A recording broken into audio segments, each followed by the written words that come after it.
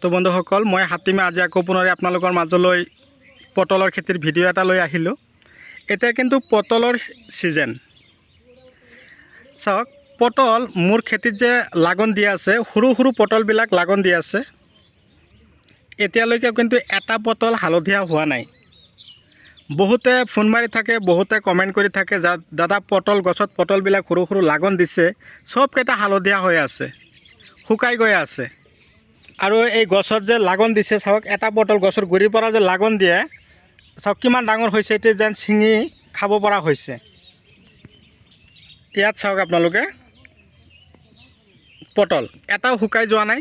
আপোনালোকে চাওক না, এটাও পটলো শুকাই যোৱা নাই। এইটো হ'ল হাইব্ৰিড জাতৰ পটল আৰু প্ৰতিটো গাঁঠিয়ে গাঁঠিয়ে লাগন দিছে।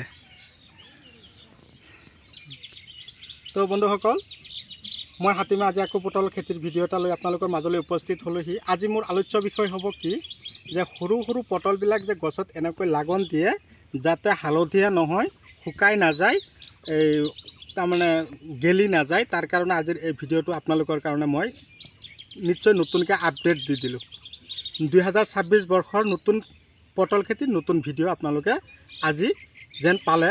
আৰু আজিৰ এই ভিডিঅ'টোৰ মাজেদি মই যিকেইটা মেডিচিনৰ কথা আপোনালোকক ক'ম, আপোনালোকে গুৰুত্ব সহকাৰে শুনিব। পৰাপক্ষত আপোনালোকে টুকাই ৰাখিব। যদি আপোনালোকৰ ওচৰত ক'ৰবাত বিচাৰি পায়, ধুমধাম কিনি লৈ আপোনালোকৰ খেতিত দিয়ক। ফাংগিচাইড, ইনছেক্টিচাইড আৰু ফাৰ্টিলাইজাৰ এইকেইটা যদি দিব পাৰে, আপোনালোকৰ খেতিত আৰু কোনো সমস্যাই নাথাকিব। তো বলক মই দেখুৱাই দিছোঁ। তো বন্ধুসকল, আশা কৰোঁ আপোনালোকে মোৰ ভিডিঅ'টো স্কিপ নকৰিব, আৰম্ভণিৰ পৰা শেষলৈকে চাব। এই খেতি যে আমি কৰিছোঁ, পটল শুকাই যোৱাৰ প্ৰধান কাৰণ আছে। যদি আপোনালোকৰ খেতিত মতা পটলৰ গছ নাই, এই এটা সমস্যা। যদি কেৱল মাইকী গছ আছে, এই এটা সমস্যা। যদি মতা মাইকী আপোনালোকে উভয়ে লগাব পাৰিছে, মোৰ গছবিলাকৰ ধৰণ আকৃতিবিলাকতো আপোনালোকে নিশ্চয় চাব পাৰিছে, অন কেমেৰাৰ মাজত দেখুৱাই দিছোঁ, চাব পাৰিছে। তাৰ কাৰণে মই উন্নত মেডিচিনবিলাক দি থাকোঁ। আজিকালি এটা কথাই কি জানে, মই যিটো গছ দেখুৱাই আছোঁ মোৰ খেতিত, এইটো হ'ল মাইকী গছ। মাইকী গছবিলাকত স্পষ্টকৈ আপোনালোকে চাব পাৰিছে পটল লাগন দি আছে, সৰু সৰু পটলবিলাক। এই এটা পটল। আৰু এইটো হ'ল মতা গছ। মতা গছৰ লগতে মই কৰচকৈ আৰু এটা মাইকী গছ দি দিছোঁ, চাব পাৰিছে। এইটোত পটল লাগন দিছে আৰু এইটোত কিন্তু পটল নাই। এইটো হ'ল মতা গছ, এইটো ফুল মতা। এই মতা গছৰ ফুলটো কি কৰিব লাগিব, যদি আপোনালোকৰ খেতিত পটল মতা গছ নাই, তেনেহ'লে আপোনালোকে মতা গছৰ ফুল পানীত চেপি কিনে ৰস ওলাই টেংকিত ভৰাই ধুনীয়াকৈ গছত স্প্ৰে কৰিব লাগিব। আৰু আপোনালোকে কমেও আধা বিঘা মাটি পটলৰ খেতি কৰিছে, কিন্তু মতা গছ বিচাৰি পোৱা নাই। এটা গছ আছে কৰ্ণাৰত, কিন্তু ৰাতিপুৱা একদম মৰ্ণিঙতে এনেকুৱা ধৰণৰ মতা গছৰ ফুল ল'ব আৰু মাইকী গছৰ ফুলৰ লগত এনেকৈ মিলন ঘটাই দিব। এনেকুৱা ৰাতিপুৱা 5টামান বজাত ওলাই আহি আপোনাৰ এক্সাৰচাইজো হ'ল, খেতিও কৰা হ'ল, ফলনো গছত ভালদৰে লগা হ'ল। এনেকৈ আপোনালোকে মিলন ঘটাই দিব। এনেকুৱা ধৰণৰ পদক্ষেপ যদি আপোনালোকে কৰিব পাৰে, আপোনালোকৰ খেতিত চাব পটলৰ ফলন কেনেকুৱা হয় আৰু কিমান গছত লাগন দিয়ে। তো কথা হ'ল, আপোনালোকে যদি মোৰ চেনেলৰ এতিয়াও নতুন ভিউৱাৰ্ছ হিচাপে আছে, তেনেহ'লে মোৰ চেনেলটো ছাবস্ক্ৰাইব কৰি দিয়ক আৰু কাষত থকা বেল ঘণ্টিটো লাহেকৈ বজাই দিয়ক। কেৱল মোৰ ইউটিউব চেনেলত যে মোৰ ভিডিঅ'বিলাক পাই আছে সেয়া নহয়, আপোনালোকে ফেচবুক পেজতো আপোনালোকে ভিডিঅ'বিলাক পাব, হাতীম আলিছ লাইফ। আপোনালোকে এই লিখনিখিনি আপোনালোকে ধুনীয়াকৈ ফেচবুকত চাৰ্চ কৰি লিখি দিয়ক। আপোনালোকে এনেকুৱা ধৰণৰ নতুন নতুন ভিডিঅ'ৰ আপডেট আপোনালোকে পাই থাকিব। আৰু এনেকুৱা ধৰণৰ উন্নত ভিডিঅ'বিলাক চোৱাৰ পিছত আপোনালোকৰ খেতিৰ লগত জড়িত হ'ব পাৰিব। মই এটা কথাই আপোনালোকৰ কাৰণে গুৰুত্ব দিছোঁ এইকাৰণেই, আপোনালোকৰ মোটামুটি আমাৰ উজনি আৰু নামনি অসমৰ চব ঠাইতে খেতিৰ ওপৰত গুৰুত্ব দিছে। আমাৰ দাদা বাইদেউসকলে খেতি কৰিবলৈ আৰম্ভ কৰিছে, খেতি কৰি যথেষ্ট পইচাও উপাৰ্জন কৰি আছে বা ভাল টকা উপাৰ্জন কৰিব পাৰিছে। সেইকাৰণে তো এতিয়া মই মেডিচিনকেইটাৰ নাম কৈছোঁ, মেডিচিনকেইটাৰ নাম আপোনালোকে টুকাই ৰাখিব। পটল খেতিৰ কাৰণে আটাইতকৈ ভাল মেডিচিনটো হ'ল দাহাত। এই ঔষধটো মই কেৱল আজিৰ এই ভিডিঅ'টোত নহয়, বহুত ভিডিঅ'ৰ মাজেদি আপোনালোকৰ লগত মই আলোচনা কৰিছোঁ। দাহাত ঔষধটো দিয়ক। দাহাতৰ লগত আপোনালোকে ডাষ্টাৰ মিলাই দিব।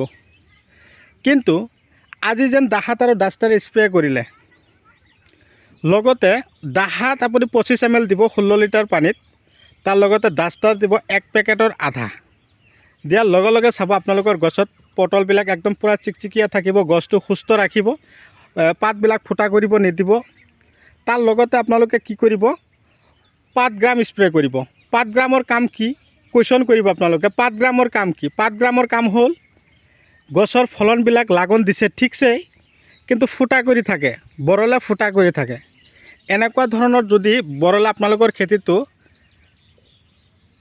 ডিষ্টাৰ্ব কৰি আছে, তেনেহ'লে আপোনালোকে 5 গ্ৰাম স্প্ৰে কৰিব। 5 গ্ৰাম স্প্ৰে কৰিলে আপোনালোকৰ খেতিৰ পৰা এসপ্তাহৰ কাৰণে বৰলবিলাক আঁতৰি যাব। যিদিনাখন পটল গছৰ পৰা ছিঙন দিব, সেইদিনাখন আকৌ আপোনালোকে কি কৰিব লাগিব, 5 গ্ৰাম স্প্ৰে কৰিব লাগিব। এতিয়া চাওক, আমাৰ খাৰুপেটীয়া বজাৰতে পটলৰ দাম 80 টকা। তো আপোনালোকৰ ফালে পটলৰ দাম কেনেকুৱা আছে আপোনালোকে ধুনীয়াকৈ কমেণ্টত লিখি দিয়ক। আৰু কেৱল লিখিলেই নহ'ব, আপোনালোকে মোৰ লগত খেতিত পূৰা লাগি যাব লাগিব। আপোনালোকক যিমান হেল্প লাগে, আপোনালোকৰ খেতিত দিহা পৰামৰ্শ মই যিমান দিব লাগে মই দি যাম। কিন্তু কথা হ'ল কি, আপোনালোকে খেতিৰ লগত মোৰ লগত আপোনালোকে যদি শিক্ষিত নিবনুৱা হৈ আছে, সময় নষ্ট নকৰিব, পূৰা লাগি যাওক। গছৰ আগবিলাক পোকে আৰামত বহি বহি কাটি থাকে নহয়, শ্বৰ্ট স্প্ৰে কৰক, মেজ গাৰ্ড, বায়'ড'জ। এতিয়া কথা হ'ল, গছত ফলন কমি গৈছে, মতা মাইকী গছ যদি আপোনালোকৰ খেতিত আছে, ফলন অট'মেটিকেলি বৃদ্ধি পাব।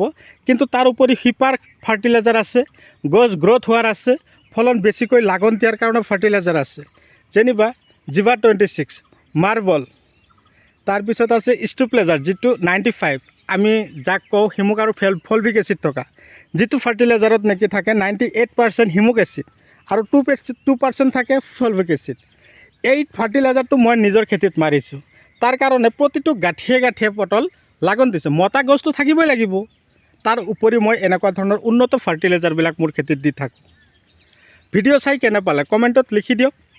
যদি আপোনালোকে এতিয়াও মোৰ ফেচবুক পেজত আপোনালোকে নতুন ভিউৱাৰ্ছ হিচাপে আছে, তেনেহ'লে মোক আপোনালোকে ফ'ল' কৰক।